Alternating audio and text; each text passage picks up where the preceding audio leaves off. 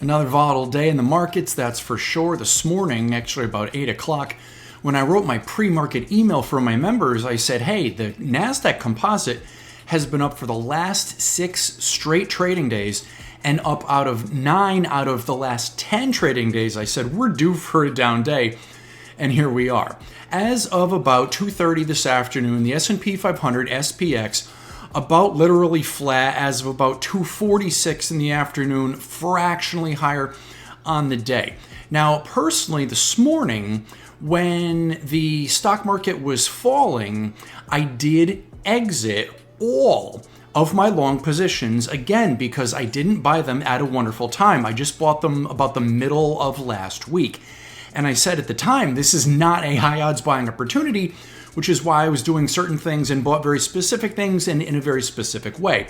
So in not getting a great buy-in opportunity, I was not going to allow a winner to become a loser. So I happily exited that trade, continued to watch the market, and when it started to kind of stabilize, I entered those trades again. I got completely back in everything that I sold. Now, full disclosure, yes, the price point that I bought back in at this morning was higher than the price that I sold it at this morning. But that's okay. Because I did not get the greatest buying opportunity last week, I needed to err on the side of safety and keep those gains safe, so I was happy to do it. My short natural gas trade continues to be a cash cow as of 2:25 this afternoon.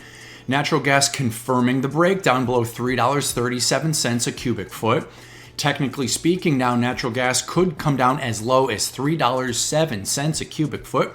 I hope it does, because I will continue to hold half of the original position that I started when I shorted natural gas. If you're listening to me here, you know I exited half of that trade very happily yesterday, very, very happily allowing the second half of it to ride. I'm very happy with my long gold position. As of 2:15 in the afternoon, gold very, very close to that all-time high close that we saw in about mid-June. As I shared yesterday, if gold cannot make a meaningfully breakout higher, I absolutely could sell out of my gold position, because possibly we come up to that kind of head again, that ceiling, and break down a little bit again. I don't think gold breaks down a lot for anything, but if we can't break out much higher here, I could sell my gold and then would be hoping, obviously, for a little pullback and then re-enter. We shall see. The 10-year yield down big today as of 2:19 in the afternoon. Very, very happy that I exited my short bond fund position.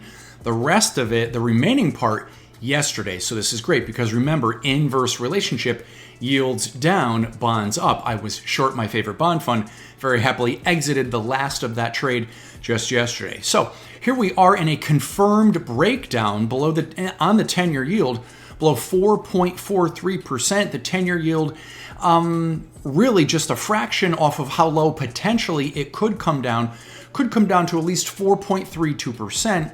If tomorrow we can make an unconfirmed breakdown even lower, that would be even more bearish for yields, which generally is bullish for the stock market. So continue to watch this trade. I think the more that yields can come down, it's only one item, but the more that the stock market in general can head higher. Lower interest rates is good for small cap stocks. Ozzy Osbourne, rest in peace, my friend. I saw him several times in the late 90s and early 2000s. What an amazing showman. With Ozzy dead, though, I just don't know now who's going to interpret for Joe Biden. This is not investment advice, and if you don't know me, I'm John Crocker, professional investor, proud American, cigar lover, and owner of Crocker Capital, LLC.